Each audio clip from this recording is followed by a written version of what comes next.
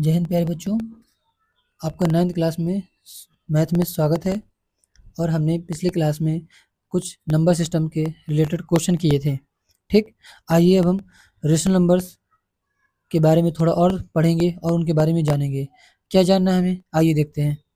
यहाँ पे लिखा हुआ है rational numbers between two numbers, यानी हमें रेशनल नंबर लिखने बिटवीन टू नंबर्स, हमें दो नंबर्स के बीच में क्या पता करना होगा कि कितने रेशनल नंबर हैं। ठीक, हमें रेशनल नंबर निकालने होंगे, परिमेय संख्याएं निकालनी होंगी कि दो नंबर्स के बीच में कितनी परिमेय संख्याएं हैं। चलिए आइए देखते हैं हम क्वेश्चन, किस तरह के हमारे क्वेश्चन हमसे मिलेंगे। जैसे आपसे पूछा जाएगा कि 3 और 4, 3 और 4 के बीच, आपको इन दोनों के बीच में आपको नंबर्स बताने हैं। ठीक, कैसे नंबर्स? रेशनल नंबर्स, परिमेय संख्या आपको बतानी है। ठीक, तो आप कैसे बताएंगे परिमेय संख्या? बताइए, क्या इनके बीच में कोई रेशनल नंबर है, कोई परिमेय संख्या है? नहीं ना। अगर मैं आपसे 6 और 10 के बीच में पूछता तो आप तुरंत बता देते कि सर 7, 8, 9, आप तुरंत बता देते, नहीं बता देते। लेकिन 3 और 4 के बीच में कोई नंबर है क्या? नहीं है ना, तो आप कैसे बताएंगे? चलिए आइए इसी को हमें समझना है। देखिए समझिएगा, मैंने आपसे कहा 3 और 4 के बीच में तो कोई नंबर है नहीं, तो हम क्या करेंगे? लिखेंगे 3, इसके अपॉन में कुछ नहीं, जिसका कोई नहीं उसका 1। ठीक, जिसके अपॉन में कोई नहीं उसका कौन होगा? 1 होगा। फिर यहाँ पर 4, 4 के अपॉन में भी कोई नहीं है तो कौन होगा? 1 होगा हमारा। ठीक, समझ गए? अब देखिए मैंने क्या कहा कि इनके बीच में कोई नंबर नहीं है, इसके अपॉन में कोई नहीं है तो 1 लिख दिया, इसके अपॉन में भी कोई नहीं है तो 1 लिख दिया। अब मैं आपसे कहता हूँ, अच्छा 3 और 4 के बीच में मुझे कितने नंबर्स बताने हैं? 3 परिमेय संख्या बतानी है। कितनी परिमेय संख्या है? 3। तो समझिएगा ध्यान से, अगर मुझे 3 परिमेय संख्या बतानी है तो मैं क्या करूँगा? सबसे पहले आपको ऐसे इस तरह लिखना है, फिर आपको देखना है। अगर आपसे 3 परिमेय संख्या पूछता है तो आप +1 यानी 4, 4 का गुणा करेंगे, 4 का मल्टीप्लाई करेंगे सब में। किसका मल्टीप्लाई? 4 का। नहीं समझे? ये 4 कैसे आया? मैंने कहा आपसे कि यहाँ पर हमें कितने नंबर्स निकालने हैं? 3, 3 परिमेय संख्या निकालनी है। तो अगर 3 परिमेय संख्या निकालनी है तो आपको एक बढ़ाकर गुणा करना है, मल्टीप्लाई करना है, 4 का मल्टीप्लाई करना है आपको। किसका मल्टीप्लाई? 4 का। देखो किया ना 4 का मल्टीप्लाई, तो 4 3 जा 12 और 4 1 जा 4, फिर 4 4 जा 16 और 4 1 जा 4। समझ गए? अरे 4 चौको 16, 4 एकम 4। अब देखिए कि आपको 12 और 16 के बीच में आपको नंबर्स नहीं मिलेंगे? कौन कौन से मिल जाएंगे? 13, 13/4, 14/4 और 15/4। मिल गए? नहीं समझ में आ रहा? आ रहा है समझ में? हाँ देखिए, 12 के बाद हमारा 13, 14 और 15, क्या ये 12 और 16 के बीच में नहीं आते? आते हैं ना। तो ये हमारे 3 परिमेय संख्याएं हो गई। बस कितना सिंपल है। और समझिए, अगर हमारा कोई नंबर कट रहा हो, अगर कोई सिंपल हो रहा हो, जैसे 2 7 जा 14, 2 2 जा 4, तो उसको हमें कट भी कर देना है। तो बस आंसर हमारा क्या हो जाएगा? 13/4, 7/2 और हमारा 15/4। कितना ईजी था। चलिए एक क्वेश्चन मैं आपसे पूछता हूँ, बताइएगा। 5 और 6, 5 और 6 के बीच आपको 4, कितने? 4 परिमेय संख्या बतानी है, 4 परिमेय संख्या है। ठीक, ये मैं आपको होमवर्क देता हूँ। चलिए अगला देखिए,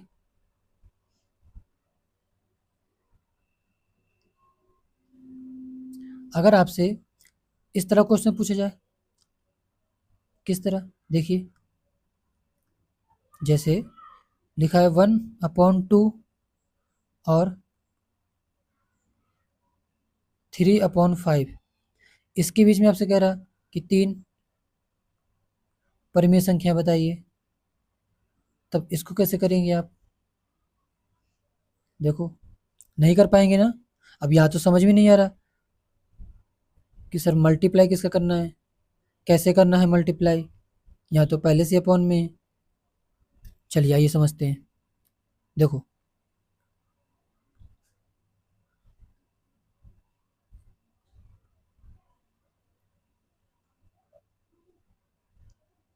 समझिएगा ध्यान से, ध्यान भटके नहीं। यहाँ पर देखिए, यहाँ पे लिखा है 1/2 और 3/5। आपको क्या करना है, 2 और 5 का लेना है एलसीएम। या अगर आप बहुत अच्छे बच्चे हैं तो आप दिमाग लगा सकते हैं कि ऐसा कोई नंबर जो 2 से भी कटे और 5 से भी कटे, तो आप क्या बता देंगे सर, वो हमारा होगा 10। या आप एलसीएम लेकर भी निकालेंगे तो भी हमारा एलसीएम क्या आएगा, 10 ही आएगा। ठीक, तो ध्यान रखिए कि हमें नीचे वाले नंबर को, क्या जो 2 है ना, इसको हमें क्या बनाना है, 10। इस 2 को क्या बनाना है हमें, 10। मल्टीप्लाई किससे करें बताओ, 2 में मल्टीप्लाई किससे करें कि ये 10 बन जाए? आप कहेंगे सर 5 से कर दीजिए, क्योंकि 2 5 जा 10। ऐसे ही जब नीचे मल्टीप्लाई किया तो हम ऊपर भी मल्टीप्लाई करेंगे। नहीं समझ में आया? मैंने कहा पहले, सबसे पहले जो नीचे नंबर दिए गए हैं उनका क्या लेना, हमें एलसीएम लेना है। एलसीएम लिया तो हमारा आ गया 10, और 10 आ गया तो हमने क्या किया, 2 में देखा कि किसका मल्टीप्लाई करेंगे 10 आ जाए, तो आपने कहा सर 5 का, 2 5 जा 10, तो ऊपर भी 5 का मल्टीप्लाई कर दिया। ऐसे नीचे भी हम यहाँ पे भी देखेंगे 5 में किसका मल्टीप्लाई करेंगे, आप कहेंगे सर 2 का, तो ऊपर भी मल्टीप्लाई कर देंगे 2 का। तो 5 1 जा 5 और 5 2 जा 10, ऐसे 2 3 जा 6 और 2 5 जा 10। ठीक, ये समझ में आया? नहीं आया? आ गया होगा। चलिए अब आगे समझते हैं हम। देखिए, देखो हमें इसके बीच में नंबर्स लिखने थे। मैंने पूछा 5 और 6, यहाँ पे बीच में कोई नंबर है क्या, नहीं है ना नंबर। ठीक, तो हमें कितने नंबर्स निकालने थे, 3। कितने नंबर निकालने हैं, 3। तो हम क्या करेंगे, मैंने आपको बताया था कि हमें जितने नंबर्स पूछेगा, जितनी परिमेय संख्याएं पूछेगा, उससे एक बढ़ाकर मल्टीप्लाई करेंगे। अच्छा देखो, आपके मन में डाउट आया होगा कि सर आपने पहले ही क्यों नहीं बढ़ा के मल्टीप्लाई कर दिया, ये 5 5 कहाँ से ले आए आप, है ना? तो समझिए, हमें सबसे पहले जो डिनोमिनेटर होता है, जो हमारा हर होता है, उसको बराबर करना होता है। किसको? जो हमारा हर होता है, डिनोमिनेटर, हमें उसको बराबर करना होता है। देखो क्या हमारा यहाँ पे 10 और 10 ये दोनों बराबर नहीं है ना बराबर? तो और यहाँ पे 2 था, पहले 5 था, तो ये दोनों बराबर नहीं थे, इसलिए हमने ऐसा किया।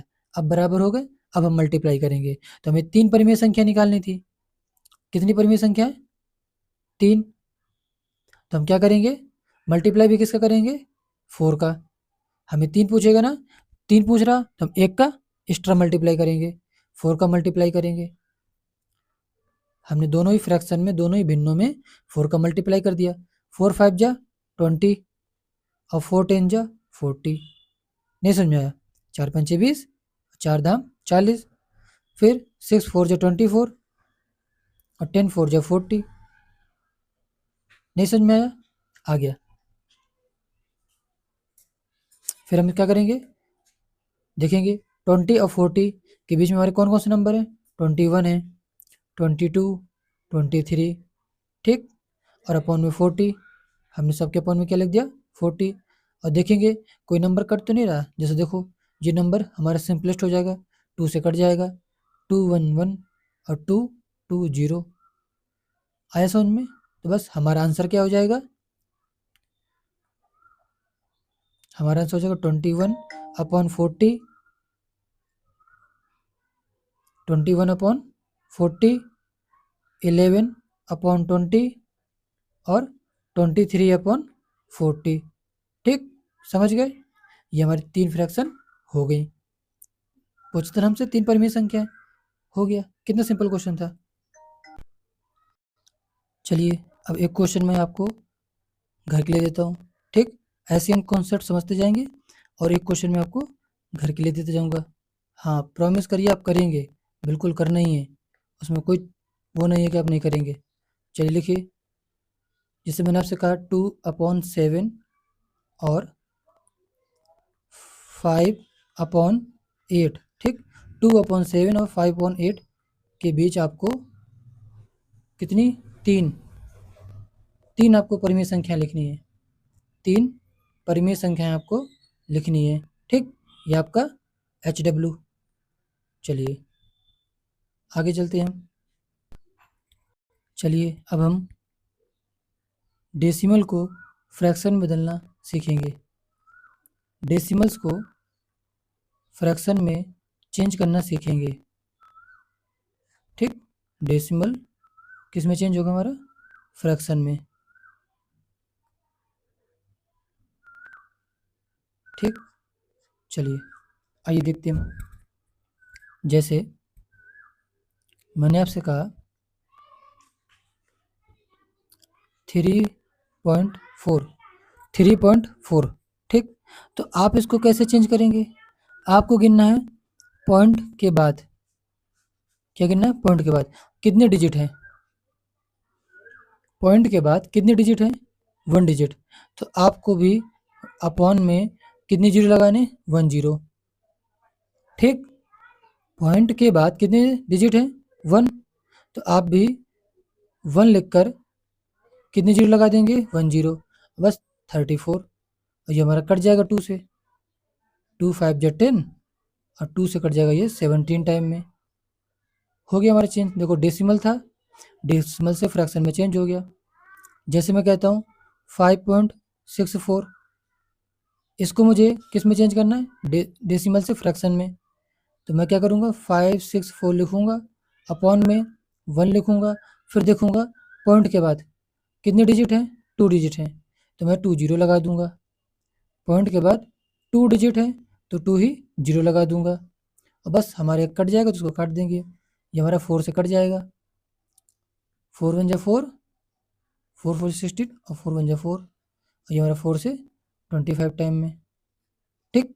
समझ गए कि ये हमारा डेसिमल से फ्रैक्शन में चेंज करना था। लेकिन हमारे कुछ अनावर्ती दशमलव भी होते हैं, अनावर्ती या आवर्ती, ठीक, उनको भी हम देखते हैं। आइए देखते हैं। जैसे मैंने कहा 1.231208 ये हमारा क्या है, कंटिन्यू चल रहा है, इसे कहते हैं हम अनावर्ती यानी नॉन रिकरिंग, जो दशमलव के बाद रिपीट ना हो।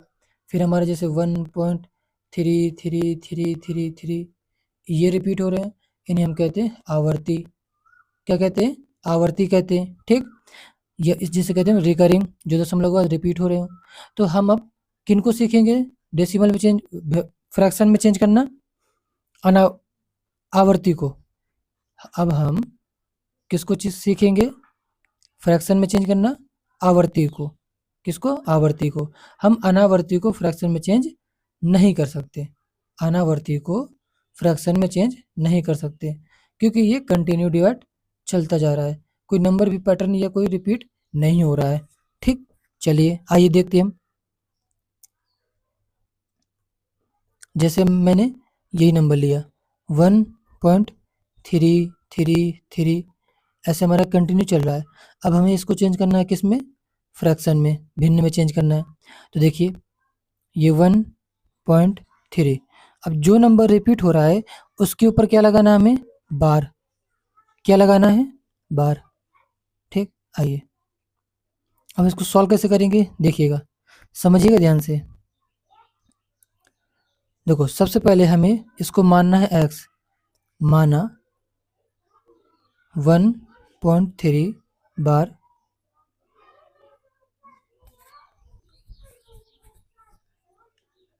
x के बराबर है। ऐसे ना लिखकर हम ऐसे लिखते हैं, माना x बराबर 1.3 बार, ठीक। जो हमारा x है वो किसके बराबर है, 1.3 बार के। अच्छा देखिए 1.3 बार का मीन्स क्या है कि 1.33 हमारा ऐसे रिपीट हो रहा है, तो हमें क्या करना है, पॉइंट के बाद देखिए समझिए ध्यान से, पॉइंट के बाद जो नंबर रिपीट हो रहा है, पॉइंट के बाद जो नंबर रिपीट हो रहा है, तो एक नंबर को पॉइंट के पहले ले आओ। नहीं समझे? मैंने कहा कि पॉइंट के बाद एक नंबर जो हमारा 3 है, ये 3, ये 3, जो ये 3 3 रिपीट हो रहा है, तो एक 3 को पॉइंट के पहले लेकर आ जाओ। तो पहले लेकर आएंगे कैसे सर? समझिए, जैसे मैंने कहा लिखा है 2.47, तो अगर आप इसमें 10 का मल्टीप्लाई करते हैं, किसका मल्टीप्लाई करते हैं? 10 का। तो जब आप 10 का मल्टीप्लाई करेंगे तो क्या होगा? 2470 ये आएगा मल्टीप्लाई करने में, और 12 2 डिजिट बाद पॉइंट है, तो हम भी 2 डिजिट बाद पॉइंट लगा देंगे। नहीं लगा देंगे? देखो, क्या 10 का मल्टीप्लाई करने से पॉइंट एक डिजिट आगे नहीं खिसक गया? देखो, पहले 4 के पहले था पॉइंट, अब 4 के बाद हो गया पॉइंट। यानी हमने 10 का मल्टीप्लाई किया तो पॉइंट हमारा एक डिजिट खिसक गया, नहीं खिसक गया? तो यही आपको समझना है कि अगर मुझे 3 को पॉइंट के पहले लेकर आना है, या मैं इसको ऐसे भी लिख सकता हूँ, कैसे ऐसे भी कह सकता हूँ कि पॉइंट को मुझे 3 के इधर पे लेकर जाना है पॉइंट को, जिससे हमारा 3 पॉइंट के पहले आ जाएगा। तो इसको एक ही डिजिट तो खिसकाना है, तो ध्यान रखिएगा, जब मुझे पॉइंट को इस तरफ एक डिजिट खिसकाना हो तो मैं किसका मल्टीप्लाई करूंगा? 10 का। तो मैं क्या लिखूंगा कि दोनों तरफ, यानी बोथ साइड, दोनों तरफ, यानी इस साइड भी और इस साइड भी, दोनों तरफ 10 का गुणा करने पर, 10 का मल्टीप्लाई करने पर, ठीक। जब हमने 10 का मल्टीप्लाई किया, देखिए जब x में 10 का मल्टीप्लाई करेंगे तो ये हमारा 10x बन जाएगा, ठीक। और जब यहाँ 10 का मल्टीप्लाई करेंगे तो पॉइंट हमारा खिसक कर यहाँ पर आ जाएगा। तो 1 3 पॉइंट, देखो ये 3 पहले आ गया तो 1 के साथ, और ये पॉइंट खिसक कर यहाँ पहुँच गया, और उसके बाद हमारा 3 3 चल ही रहा था। नहीं समझे? समझ गए ये? ठीक, आगे देखते हैं हम। अब हम इसको मानते हैं क्या? फर्स्ट इक्वेशन किसको? ये हमारा फर्स्ट इक्वेशन है, पहला समीकरण, और ये हमारा दूसरा समीकरण है। तो हम क्या लिखेंगे? समीकरण यानी इक्वेशन, सेकेंड दूसरे को पहले से क्या करने पर? घटाने पर, ठीक। चलिए देखते हैं।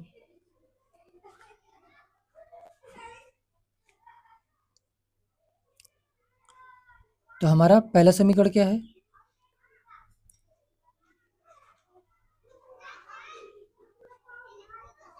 x इक्वल टू 1.3333, और हमारा, ये पहला समीकरण है ना, हमें सबसे पहले लिखना था दूसरा समीकरण, क्योंकि हम दूसरे में से पहला घटाएंगे। दूसरा हमारा क्या है? 10x इक्वल टू 13.33, और हमारा पहला समीकरण था x इक्वल टू 1.333, ठीक। और हमें क्या करना है? इनको माइनस 10x में, देखो जैसे 10x है, 10x में यहाँ पे कोई x नहीं तो एक ही x है, 10x में एक x जाएगा तो कितने x बचेंगे? 9x, ठीक। 10x में 1x जाएगा तो 9x बचेंगे। फिर देखो 3 3 0, ऐसे हमारा क्या आता रहेगा? 0 आता रहेगा, फिर 0, ऐसे 0, फिर पॉइंट, फिर 3 में 1 जाएगा तो 2, और यहाँ पर 1, ठीक। आया समझ में? अरे पॉइंट के बाद 3 3 0 0 हमारा बनते नहीं चले जाएगा, और ये 13 में 1 जाएगा तो 12 आएगा। फिर हमारा देखो x की वैल्यू निकालनी है हमें, तो 9 इस साइड जाएगा, 9 हमारा इसमें किस में लिखा है? मल्टीप्लाई में, एंड 9 और x के बीच में कोई साइन नहीं है ना, तो मल्टीप्लाई है। 9 हमारा इस साइड जाएगा तो किस में जाएगा? डिवाइड में। अच्छा, आप पूछेंगे सर पॉइंट के बाद जीरो कहाँ गए?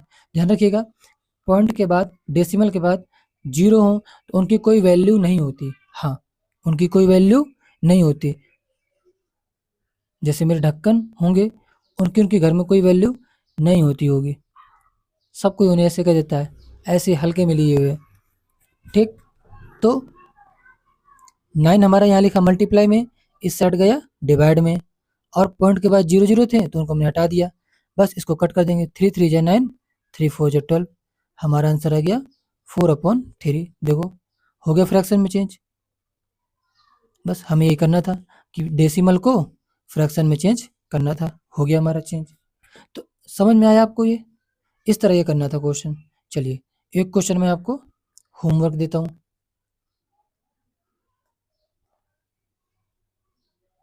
1.7777 ऐसे।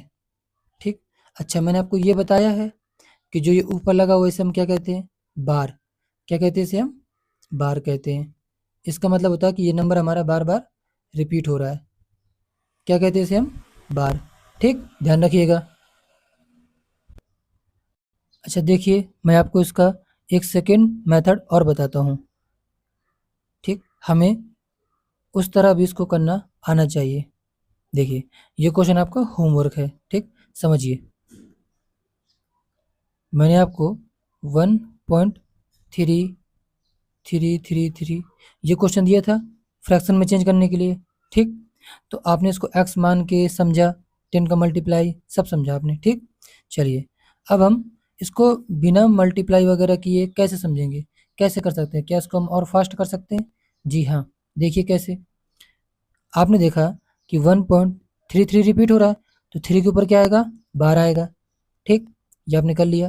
अब आप देखिए, आपको देखना है कि डेसिमल के बाद, ये पॉइंट के बाद कितनी संख्याओं के ऊपर बार है। मैंने पूछा डेसिमल है, ये पॉइंट है, इसके बाद ऐसी कितनी संख्याएं हैं जिनके ऊपर बार लगा हुआ है। तो आप कहेंगे सर यहाँ तो एक ही संख्या है जिसके ऊपर बार लगा हुआ है। तो जितनी संख्याएं होंगी, ऐसी संख्या जिन पर बार लगा होगा, उतनी ही बार हम लिखेंगे 9। ठीक, ये समझ में नहीं आया? मैंने कहा कि पॉइंट के बाद केवल एक ही संख्या है ना जिसके ऊपर बार लगा हुआ है, तो हमने केवल एक ही बार 9 लिखा। जितनी संख्या पर बार लगा होगा उतनी ही बार हम 9 लिखेंगे। ठीक, फिर हमारी ये पूरी संख्या क्या लिखी है? 13, तो हमने 13 लिख दिया। अब देखो क्या 1 के ऊपर बार लगा है? नहीं लगा ना, तो हमको 1 को करेंगे माइनस। जिस संख्या के ऊपर बार नहीं लगा उसको करना है माइनस। तो कितना आ जाएगा हमारा? 13 में 1 जाएगा 12, और अपॉन में 9, और 3 3 जा 9, 3 4 जा 12। देखो हो गया हमारा। कितना सिंपल था। देखो यहाँ पर भी हमारा आंसर वही आया था, 4/3। ठीक, तो ये जो क्वेश्चन है आपको ऐसे सेम करना है। आपको एक्स वाले से भी करना है मानकर, और इस तरह भी जैसे मैंने डायरेक्ट बताया आपको इस तरह भी क्वेश्चन करना है। ठीक, तो आप इतना समझ गए होंगे। चलिए कुछ क्वेश्चन मैं आपसे और पूछता हूँ। जैसे मैं आपसे पूछता हूँ, बताइए मुझे 0.73, अगर ऐसा हो 0.73 ऐसा कोई नंबर लिखा हो तो इसको कैसे सॉल्व करेंगे? अच्छा इसको मैं एक्स मान के बताऊं कि जो मैंने आपको ये डायरेक्ट तरीका बताया इससे बताऊं मैं आपको सॉल्व करना? चलिए पहले मैं आपको इससे ही बताता हूँ। ठीक, ये डायरेक्ट तरीका देखिएगा, समझिएगा। मैंने आपसे क्या कहा था कि आपको पहले से एक लाइन खींचनी है, फिर देखना है पॉइंट के बाद ऐसे कितने नंबर्स हैं जिनके ऊपर बार लगा हुआ है। तो आप कहेंगे सर यहाँ पर भी एक ही संख्या है जिसके ऊपर क्या लगा हुआ है?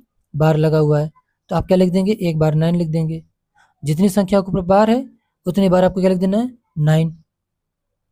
ठीक, अब देखिए डेसिमल के बाद एक ऐसी संख्या भी तो है जिसके ऊपर बार नहीं है। जब ऐसा हो कि डेसिमल के बाद एक ऐसी संख्या हो जिसके ऊपर बार ना हो, तो उसके लिए लगाना आपको 0। फिर समझिएगा, डेसिमल के बाद जिसके ऊपर बार हो उसके लिए लगाना आपको 9, और जिसके के ऊपर बार ना हो, जिसमें डेसिमल के बाद बार ना हो, उसके लिए लगाना है 0। कितना सिंपल था। फिर ये क्या लिखा है? 73, तो लिख दीजिए 73। कोई दिक्कत? अब देखिए 73 आपने लिख दिया, फिर माइनस।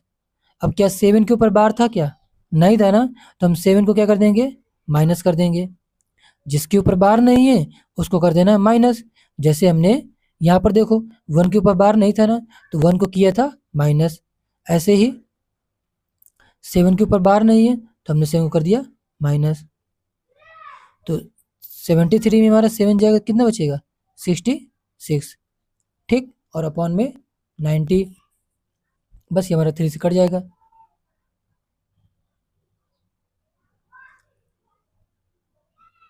ठीक, अभी ये और कट जाएगा हमारा। अच्छा, यहाँ 2 आएगा, 1 मिनट, 3 2 जा 6 और 3 2 जा 6, फिर हमारा ये 2 से और कट जाएगा और यहाँ पे आएगा हमारा 15। तो हमारा आंसर क्या हो जाएगा फाइनली, 11, 11 अपॉन 15। ठीक, समझ गए आप ये तरीका, बहुत सिंपल था ना सिंपल। चलिए अब हम इसको x मान के देखते हैं।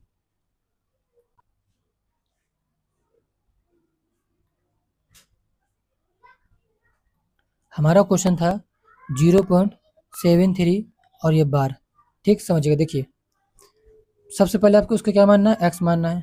माना, लेट मतलब सपोज x इक्वल टू 0.73 और ये बार। ठीक, अब देखो 7 के ऊपर तो बार है नहीं है, क्या हमारा 7 के ऊपर बार है क्या, नहीं है। तो हम इसको क्या करेंगे, पॉइंट के पहले लेकर आएंगे। और मैंने आपको अभी बताया था कि किसी को पॉइंट के पहले लेकर आना हो, मतलब पॉइंट को मुझे एक डिजिट खिसकाना हो, तो 10 का मल्टीप्लाई करते हैं। तो मैं क्या लिखूंगा, दोनों तरफ 10 का गुणा करने पर, ठीक, multiply by 10 in both side. ठीक, तो यहाँ पे आ जाएगा हमारा 10x, और जो हमारा 7 है वो पॉइंट के पहले आ जाएगा, और 3 के ऊपर हमारा बार लगा ही था। फिर हमारा क्या होगा, मैंने आपको बताया था जिसके ऊपर बार लगा है तो उसको हम ऐसे ले सकते हैं, 7.333 ऐसे ले सकते हैं ना।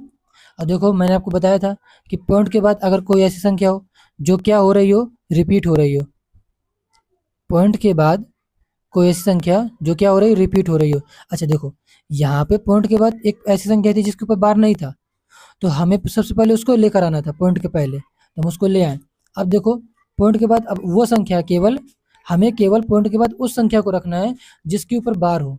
हमें पॉइंट के बाद केवल उस नंबर को रखना है जिसके ऊपर केवल क्या हो, बार हो।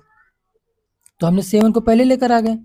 अब देखो पॉइंट के बाद जो ऐसी संख्या जिसके ऊपर बार नहीं है, तो हम क्या करेंगे, पॉइंट के बाद देखेंगे इस संख्या के ऊपर बार है, तो हम इस एक संख्या को पॉइंट के पहले लेकर आएंगे।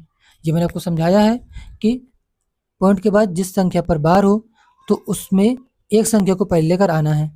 तो हम क्या करेंगे, अगर आपको पता ही है कि एक डिजिट पॉइंट किसका आना हो तो 10 का मल्टीप्लाई करते हैं। तो लिखेंगे दोनों तरफ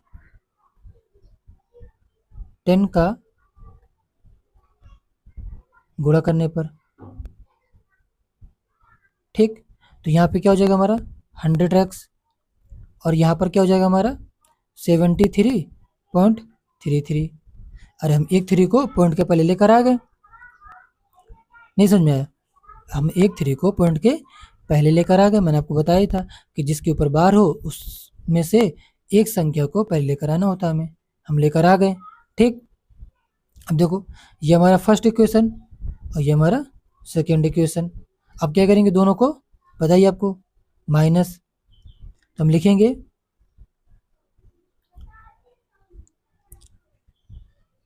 समीकरण सेकेंड से फर्स्ट को घटाने पर, subtract from equation second to first. लिखिए 100x इक्वल टू 73.33, और फिर हमारा 10x इक्वल टू, क्योंकि हमारी फर्स्ट इक्वेशन कौन थी, 10x ध्यान रखिएगा, हमें फर्स्ट इक्वेशन उसे मानना है जिसमें पॉइंट के जस्ट बाद क्या हो, ऐसी संख्या हो जो रिपीट हो रही हो।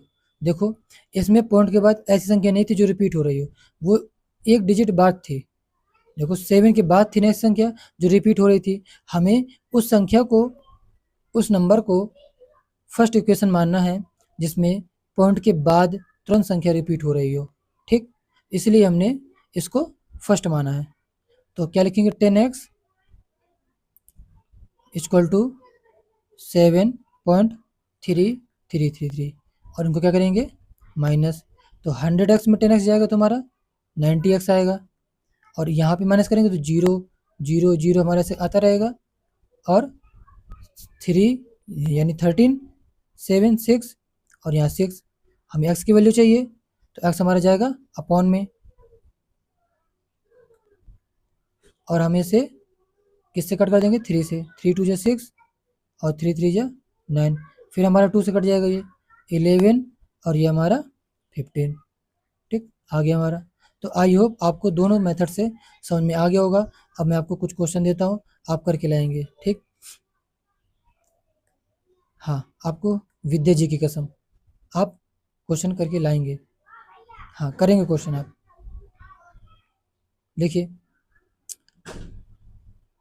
क्वेश्चन आपका 0.53 के ऊपर बार। ठीक, एक क्वेश्चन आपका ये रहा, एक क्वेश्चन और है आपका, आपको दोनों मेथड से करना है। ठीक, 1.23, ठीक, और यहाँ 3 के ऊपर बार है। ठीक, आपको दोनों मेथड से ही क्वेश्चन सॉल्व करना है। चलिए, तो आज क्लास हमारी यहीं पर समाप्त होती है। बताइएगा कमेंट बॉक्स पर आपको क्लास कैसी लगी। चलिए, जय हिंद।